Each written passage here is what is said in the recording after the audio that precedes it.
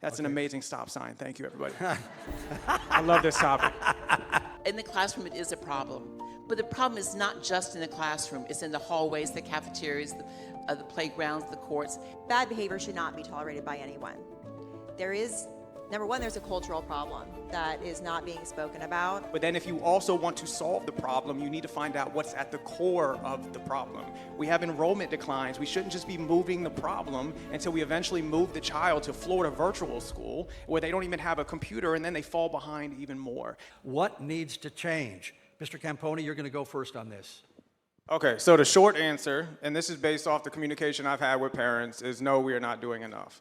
I will tell you, I will be the type of school board member that 100% focuses on this problem because this is where my background is. I ran at-risk youth programs where we served 145 youth per day, and we never had a weapon incident or a fight in our program because it's about a balance of accountability and inspiring change. And what I mean by that is if they break the policy or they break the rules, there has to be accountability, and you need to have strong leadership on site that knows how to handle when that issue occurs. Don't just send the kid right back into the classroom. But then if you also want to solve the problem, you need to find out what's at the core of the problem. We have enrollment declines. We shouldn't just be moving the problem until we eventually move the child to Florida virtual school where they don't even have a computer and then they fall behind even more. So we need to balance compliance versus change, have accountability, but then also find out what's leading to the issue. And one more thing about behavior and equity. If you want to talk about equity, a really good way to determine how equitable a school is versus another is how many people that student have fighting for them.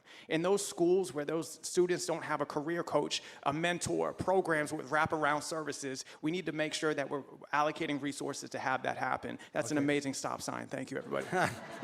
I love this topic. Mrs. Douglas. What was the question? Bad behavior. That's one of the reasons people are pulling the kids out. Bad behavior, I'm on that one. In the classroom, it is a problem. But the problem is not just in the classroom. It's in the hallways, the cafeterias, the playgrounds, the courts, wherever the children are. And it's really not many children.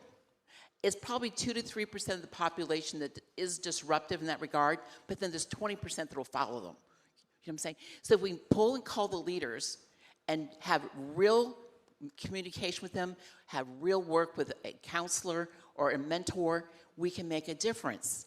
The behavior cannot be tolerated. We will not put up with bullying. I do not tolerate it in my classroom. As a board member, I will not tolerate it. We also need to make sure that the board supports the teachers when they call for help. Don't be told, oh, you called 3 times this week already. That nonsense has to stop too. If a teacher needs help because the students don't behave, there should be no ramification for the teacher at all except someone showing up to help that teacher. Ms. Peters. So there are a couple of things at play here. Well, bad behavior should not be tolerated by anyone.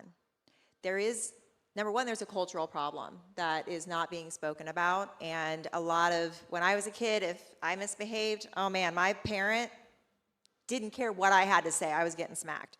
So I'm not saying that that's the answer. But it has shifted so far the other way where when a teacher tries to have a parent meeting and the parent thinks their child can do no wrong. I'm sure none of these parents in this room do that. You guys are all informed and engaged. I'm not talking about you. But the teachers aren't getting the support and protection they need. We also have another thing, which is called the IDEA Act, which is a federal act. And any child who has an IEP, a 504 plan, or any of the things that fall underneath the IDEA Act, which is a federal act, it was written in 1975. It was amended once in the 90s, and it was only amended for some slight verbiage. It was not and needs to be amended for the behaviors that are happening today. When it was created, it was for children with disabilities. We have come so far in another direction. That is one place that we can start, and that will help support the teachers who are dealing with a lot of bureaucracy regarding that, and that's just one piece of the puzzle. All right.